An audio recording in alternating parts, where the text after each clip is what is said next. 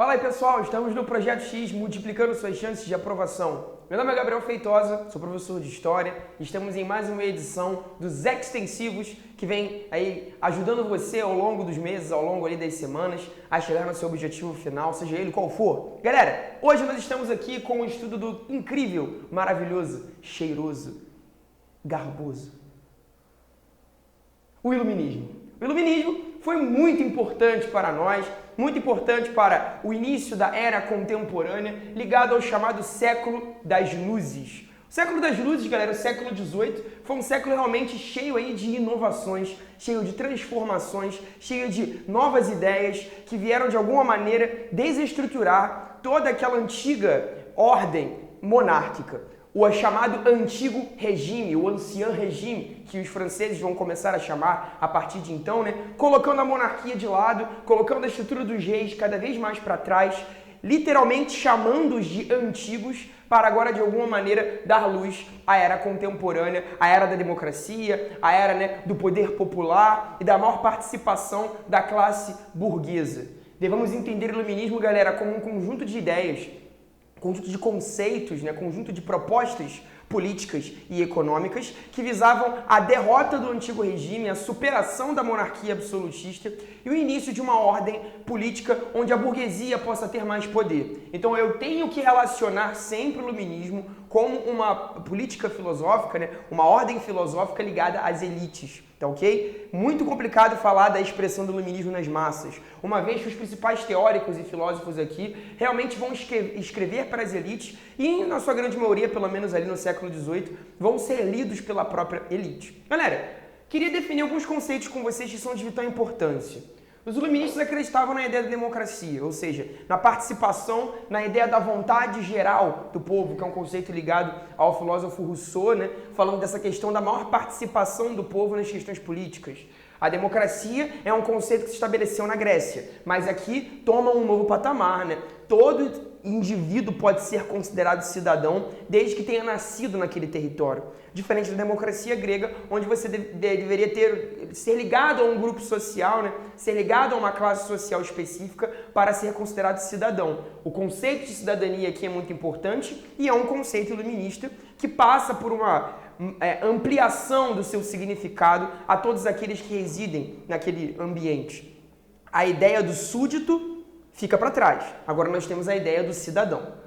A liberdade de expressão vem junto, né, dessa ideia. A ideia de que todo indivíduo pode se expressar igualmente perante uma lei, perante um Estado. Todo indivíduo deve ser tratado como igual perante, né, um Estado. É o famoso igualité da Revolução Francesa, né, que de alguma maneira não vai ser aplicado dessa maneira. A gente vai estudar a Revolução Francesa daqui a pouco e vai perceber um pouco da aplicação desses conceitos lá. Mas na teoria deveria ser dessa maneira, né? A propriedade privada é de extrema importância, galera. A ideia agora de que existe o meu e o seu. A propriedade privada delimita determinados territórios a partir da compra, gerando também o próprio mercado de terras na Europa. Os iluministas defendem essa ideia porque acreditam na meritocracia, acreditam no conceito de que o indivíduo pode ter acesso a um bem mediante seu próprio trabalho, mediante seu próprio esforço. Diferente do antigo regime, né, onde os indivíduos herdavam essa terra por meio ali, né, da hereditariedade, a fidalguia europeia que não trabalhava, que não era ligada a nenhuma atividade de esforço, seja ele intelectual ou braçal, e isso é uma crítica muito grande que os iluministas vão fazer, né?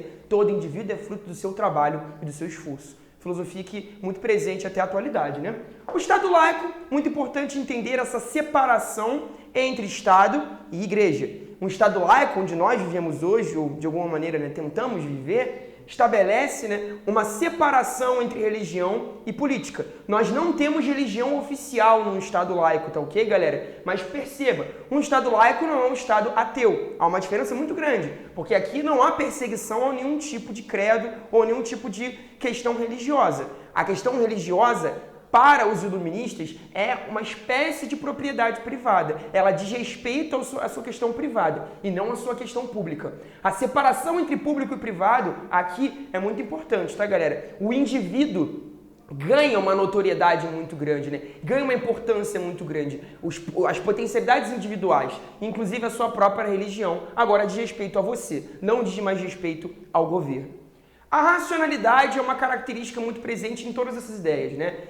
todo indivíduo dotado de razão deve, de alguma maneira, utilizar essa razão para a conquista dos seus direitos políticos, né? O que o próprio filósofo Kant vai dizer, né? Sapere aude, ouse saber. Ousar saber é muito importante para esses iluministas e toda explicação política tem de partir de um viés racional, de modo que a razão é, de alguma maneira, um espírito que norteia todas as ideias iluministas rumo ao progresso. Agora, galera, o seu concurso, de alguma maneira, quando quiser falar de iluminismo, ele vai citar um desses caras, vai trazer um texto de um desses autores, e é interessante você entender mais ou menos a ideia de cada um, né? O Locke, ele é o precursor, ele é uma espécie de pré-iluminista, porque ele está no século XVII, inclusive o próprio Locke, ele atuou na Revolução Inglesa. Se você quiser estudar melhor a Revolução Inglesa, você está aí com o mestre Wesley num extensivo anterior, não é?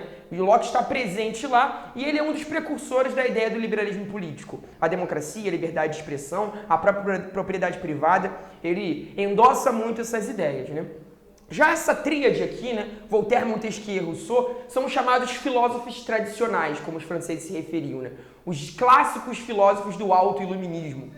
Voltaire vai impulsionar muito a ideia do despotismo esclarecido, ou seja, quando os déspotas, os reis, se tornam esclarecidos, quando eles começam a adotar as medidas iluministas de maneira moderada. Um déspota esclarecido nada mais é do que um monarca ligado ao antigo regime que começou a adotar algumas medidas iluministas, tá ok? Você pode, por exemplo, citar aqui a figura do Marquês de Pombal, em Portugal, que modernizou um pouco a burocracia portuguesa a partir das ideias iluministas. O Montesquieu, célebre, muito importante ali para estabelecer a teoria dos três poderes, tão utilizada na nossa democracia, na nossa república contemporânea: executivo, legislativo, judiciário. Três poderes que busquem uma equidade entre si, nenhum pode estar acima do outro, né? E que de alguma maneira também se autofiscalizem. Muito importante entender o equilíbrio dos três poderes como o principal exercício da nossa democracia, tá ok? Rousseau, com a sua famosa obra Contrato Social, é um dos mais radicais de todos esses filósofos, tá ok, galera? O Rousseau vai criticar um pouco a ideia da propriedade privada e vai falar muito da ideia da vontade geral, que a gente viu aqui, né? A vontade do povo de alguma maneira intervir na democracia. Caso o líder não esteja de acordo com as ideias do povo, a vontade geral pode derrubar esse líder. É o direito democrático de retirar esse líder do poder, caso ele se transforme em um tirano. Rousseau e o próprio Locke, de alguma maneira, concordam nessa ideia, no direito à revolução, que vai estar presente na Declaração de Independência dos Estados Unidos. Por fim, Diderot e D'Alembert, nossos grandes amigos, que organizaram a famosa enciclopédia. A enciclopédia, gente, foi um avanço para esse período, né? Um conjunto de ideias, um conjunto de conceitos em um livro enorme que tem uma missão muito ousada, né? #ousadia. A enciclopédia teria a missão de unir todo o conhecimento científico em um único livro. Grande parte desses filósofos contribuíram para a enciclopédia, né? O próprio Montesquieu, o famoso Barão de Montesquieu, teria escrito alguns artigos para a enciclopédia e ela se transformou numa espécie de manifesto iluminista, né? Um livro de divulgação de ideias e que inclusive foi proibido pela Igreja Católica na Europa por difundir ideias científicas de alguma maneira heréticas, né? Foi um importante marco do iluminismo para demonstrar essa evolução científica e essa evolução dos conceitos para o século XVIII. Galera, espero ter ajudado vocês. As aulas posteriores vão dialogar muito com essa, então, for assistir Independência dos Estados Unidos, Revolução Francesa, tem que entender o iluminismo, tem que partir daqui. Um abraço, cuidem-se e até a próxima.